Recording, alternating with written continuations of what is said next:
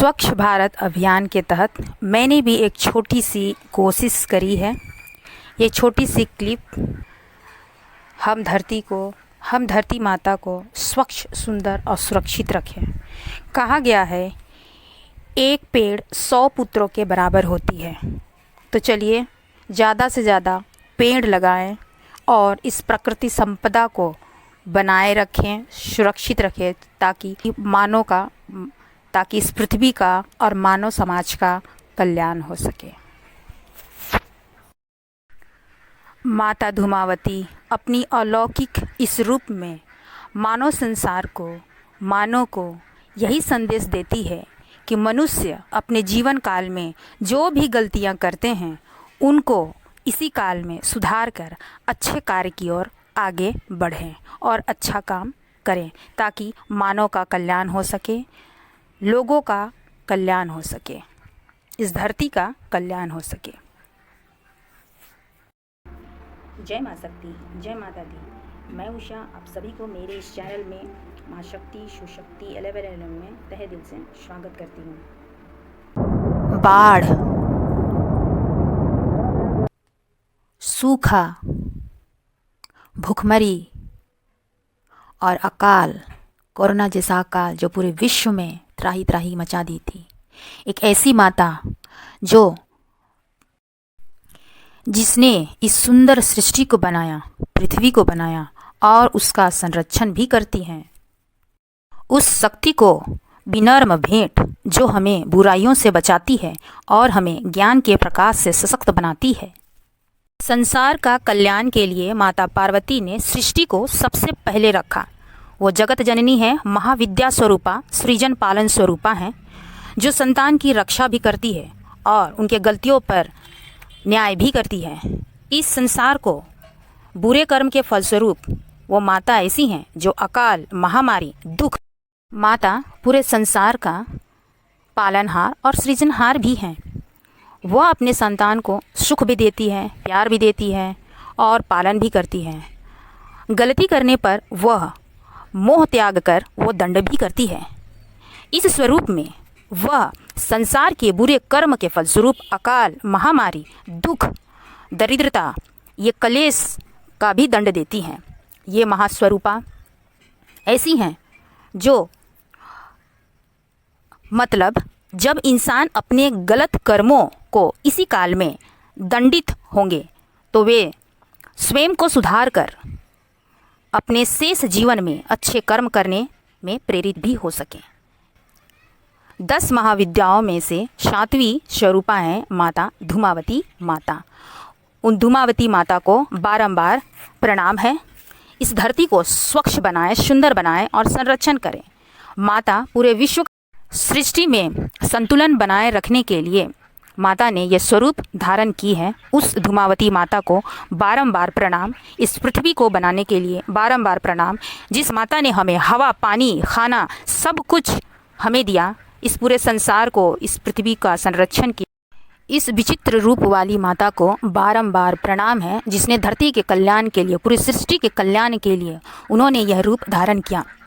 उनके इस रूप धारण करने में एक विचित्र कहानी छुपी हुई है जो माता के लिए भी असहनीय थी, लेकिन जगत का कल्याण करने के लिए, संसार का कल्याण करने के लिए माता ने ये रूप धरा। तो चलिए इस विचित्र कहानी को जानते हैं जो भगवान शिव द्वारा रचित हुई थी, जिसमें इस कहानी में भगवान विष्णु और ब्रह्मा ने भी साथ दिया, ताकि माता मोह त्याग कर अपने भक्तों को, अपने संतानों को दंडित करे और इसी काल में वो अपना दंड सुधार कर बाकी के जीवन अच्छे कार्य में लगाए। तो चलिए इस कहानी को जानते हैं जो मानव कल्याण के लिए है और सबके भलाई के लिए है। भगवान भोलेनाथ ये चाहते थे कि माँ पार्वती इसी काल में मनुष्य के अपने कर्मों का दंड मिले और बाकी के जीवन वो अच्छे कार्य में लगाए। इसी भगवान शंकर, वासुदेव, ब्रह्मा, विष्णु और भगवान शंकर ने मिलकर एक माता की परीक्षा ली और खाने के फलस्वरूप भगवान शंकर ने माता को भोजन ना मिलने पर वो बहुत ही क्रोधित हो उठी और भूख के मारे उसने सारे सृष्टि को ही निगल लिया, साथ ही भगवान भोलेनाथ को भी उसने निगल लिया। तब जब उन्हें यह ग्लानि हुई कि उन्होंने अपने ही पति, अपने ही स्वामी को निगल लिया, तब उसे अंदर से त्रासदी हुई, तपती गई और एक भयावह रूप धारण हो गई। वो एकदम सूखी, बूढ़ी और विधवा के रूप जैसी वह रूपा बन गई। उन्होंने माता पार्वती को कहा कि आपका कोई गलती नहीं है, ये हम महादेवों की एक योजना थी जिससे आप अपने भक्तजनों को और पूरे सृष्टि के संतान को उनके सही कर्मों का फल दे सकें इसी काल में। इसलिए भगवान शंकर ने कहा कि देवी, पूरे संसार के कल्याण के लिए आपका रूप धारण करिए जो मोह से रहित हो और इस संसार को उसके बुरे कर्मों के लिए आप दंडित करें, ताकि इस विश्व में, इस संसार के, इस सृष्टि का संतुलन बनाए रखें। इसीलिए जब भी इस धरती में गलत कार्य हो रहे होंगे तो माता अकाल के रूप में, बाढ़ के रूप में, महामारी के रूप में, भूखे के रूप में वह दंडित करेंगी और इस धरती को संतुलन वो बनाएंगी। हमारा ये धर्म है कि हम प्रकृति को संतुलन बनाएं, जिसे माता ने बनाया है उस स्वरूप को सुंदर और स्वच्छ बनाएं, ताकि इस धरती को संरक्षित बनाएं, सुरक्षित बनाएं, ताकि संसार का कल्याण हो सके और मानव का भला हो सके। इस तरह माता धूमावती का प्रादुर्भाव हुआ, जन्म हुआ, उन्हें यह रूप धारण करनी पड़ी और माता बिना मोह माया के वह पूरे सृष्टि के कल्याण के लिए यह रूप उन्होंने धारण की। मोह माया त्याग वह न्याय करती है और इस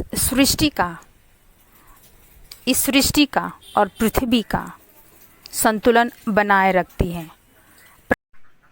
तो चलिए हम अपनी धरती माता को स्वच्छ, सुंदर और सुरक्षित रखें, ताकि पूरे सृष्टि और मानव का कल्याण हो। ज़्यादा से ज़्यादा हमें पेड़ पौधे लगाएं। हम धरती माता को स्वच्छ, सुंदर और सुरक्षित रखें। कहा गया है, एक पेड़ 100 पुत्रों के बराबर होती है। तो चलिए ज़्यादा से ज़्यादा पेड़ लगाएं और इस प्रकृति संपदा को बनाए रखें, सुरक्षित रखें, ताकि भी का और मानव समाज का कल्याण हो सके। माता धूमावती अपनी अलौकिक इस रूप में मानव संसार को, मानव को यही संदेश देती है कि मनुष्य अपने जीवन काल में जो भी गलतियां करते हैं उनको इसी काल में सुधार कर अच्छे कार्य की ओर आगे बढ़ें और अच्छा काम करें, ताकि मानव का कल्याण हो सके, लोगों का कल्याण हो सके, इस धरती का कल्याण हो सके। के साथ मैं उषा मेरे इस चैनल के माध्यम से आप सभी को धन्यवाद करती हूँ। ये वीडियो अच्छी लगी हो तो लाइक करें, शेयर करें एंड सब्सक्राइब करें। आप सभी का इस वीडियो को देखने के लिए बहुत बहुत धन्यवाद।